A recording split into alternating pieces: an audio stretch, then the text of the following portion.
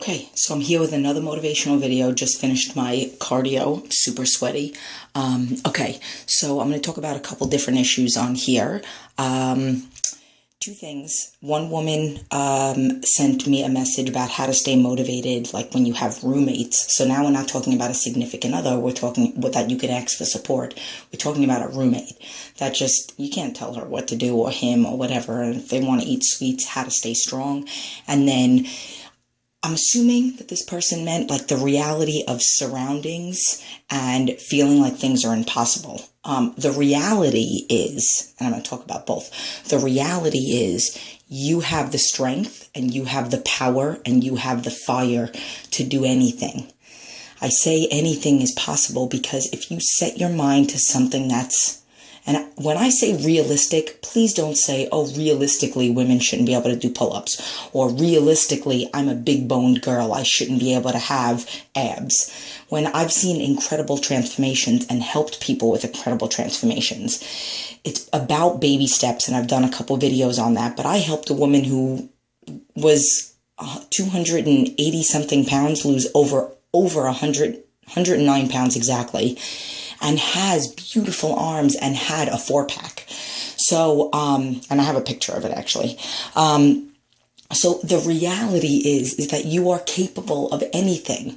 Don't put limitations on what you want to do because you think it's not realistic. Just think and have faith and see the light at the end of the tunnel, and then do baby steps to get there. So it's overwhelming sometimes when you think about big things, when you think about, oh my God, I have 100 pounds to lose. Don't think about that. You have to get through and survive each day, survive each week, survive each month. Give yourself little things to do. But anything's possible, and your surroundings, it doesn't matter.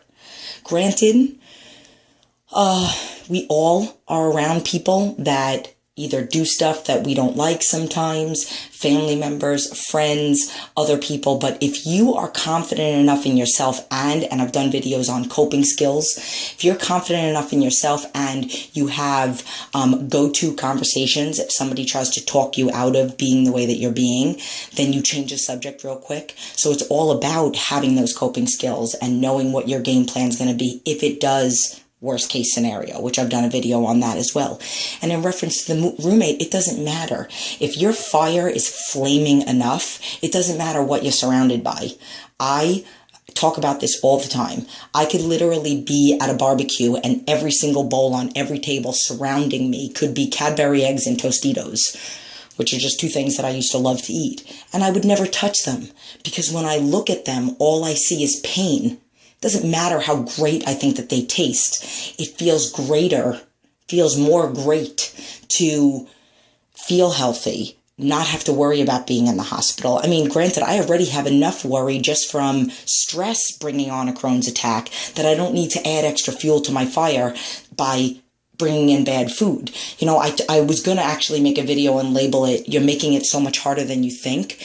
Life is easier than you think. Life is tough, dude, but it's easier than you think. It's about preparation. It's about no excuses. It's about, at the end of the day, if you have a child, when you look at that child, you think every day I'm going to raise that kid. My goal is to raise that kid to be like a good, hardworking, successful, not have to live home with mommy and daddy or mommy or daddy for the rest of their life. That's your goal. And you'll do everything in your power to do that. Put that much effort into you, because at the end of the day, you can't be good to a job, to a kid, to a husband, to a wife, to a friend, to anything without being good to you first. So I say this in all my videos because the root of everything is finding the fire. If you put your mind to one thing, a couple things, and you're strong enough and you know this is what I have to remember every single time I want to be weak. Or if there's an opportunity where you might be weak right before you go into a barbecue. I'm totally beating a dead horse, but you know what? I don't mind saying it over and over and over again if you guys need to hear it over and over again, because we need to be reminded of it every day. So, reality of surroundings, roommate, okay. Somebody said that they try to work out and then they breathe really hard and then they feel like they want to give up and then they don't know how to keep going. So every workout should be hard. Every workout you should feel like you're going to die. oh my God, like, I feel, I got to put your hands on your legs, whatever, you got to stop for a second. That's normal. That's not normal. So don't be afraid of the panting and the heart beating and, oh my God, my heart is beating higher than, 65 beats per minute, which is what my resting heart rate is. Don't be afraid of that. You put yourself out of your comfort zones, and that's what creates change. So yes, you should be breathing hard, and then learn how to breathe and relax. So like with me, one of my things with my Crohn's disease, I have to learn how to try to breathe myself out of a Crohn's attack. It never fully helps it go away, but it does subside, because sometimes when the pain gets so bad, which I've mentioned, I was having my son and I was saying I will take labor over a Crohn's attack any day. It's overwhelming, and I have almost like anxiety attacks, and I can't breathe, and I'm like, and I'm like crying, and I can't take it. And then I have to try to breathe. It doesn't make the pain that much better, but it calms me down, and it makes it just a little bit easier to bear. Because it's not easy to bear. It just makes it easier. So when you learn how to breathe the right way, you'll also help yourself during that. If you're doing the movement and you're doing plyometrics and you're out of breath, if the movement counts for you to keep going, just keep going and try to breathe as much as you possibly can. But again, you should be out of breath. That's normal. That's not normal.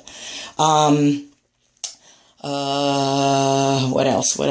Got that. Okay. I will address this. And then I'm going to do another video another time.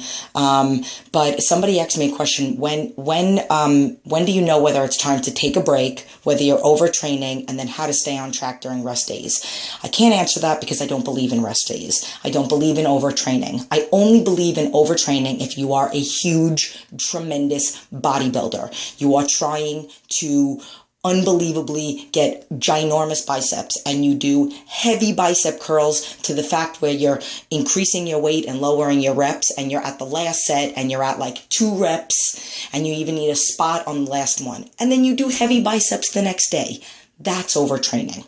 The style of training with heavy lifting, heavy shoulder presses, you could do lateral raises the next day, because a lot of my workouts are total body workouts. I might do lateral raises or shoulder presses with the band or upside down on a stability ball pike. And then the next day I'm doing squat jump press with a band, or, I'm doing, just bent over rear delts, or, on the stability ball rear delts. I don't think that's overtraining, and I don't believe in rest days. So you should be doing something every day to release those happy hormones. And then that is what will keep you on track to staying healthy. If you get your cardio in or get your workout in every morning, you're more likely to stay strong throughout the day, to not give in to temptation, because you don't want to ruin what you did in the morning. And if you, again, keep that fire about how it's not worth it. Cheats don't make any sense. They just make you feel like garbage. It's not really a reward. So that's how to address that. I don't believe in taking breaks. You take a break from being healthy? Do you take a break from eating? Do you take a break from working? You get to a point after you're a kid where you can't take a break anymore. That's it. You got to work for the rest of your life. There's no such thing as taking a break. It's the same thing with your body. Your body burns and stores fat and calories every day. That's why clients send me food logs 7 days. They don't get off a day because it's Sunday. No, they still got to send it to me because their body is still doing what it needs to do. So, I hope. If you don't believe in my philosophies, then don't believe in my philosophies. Don't follow me. Don't watch my videos. Don't be encouraged by me if you only believe in 50% of what I say or whatever. If you believe and you trust me because I know what I'm doing, because I'm injured, because I have a hypothyroid, because I have Crohn's disease, colitis, I was bulimic, I was severely depressed, I was in massive therapy, I know what it feels like to be depressed. I've been through everything in my life. I've been beaten up, I've been verbally, physically, and amongst other kind of abuses, and I survived, and I'm here, and I'm happy, and I'm healthy, and I shouldn't be and look the way that I look with everything that I go through and have gone through. And if I can do it, you can do it. But again, if you don't believe me or trust me, then 2 fingers to you. And I say that with respect, because I'm not mad at you. You're not ready for me yet. So I hope that helps, and there's still more videos to come.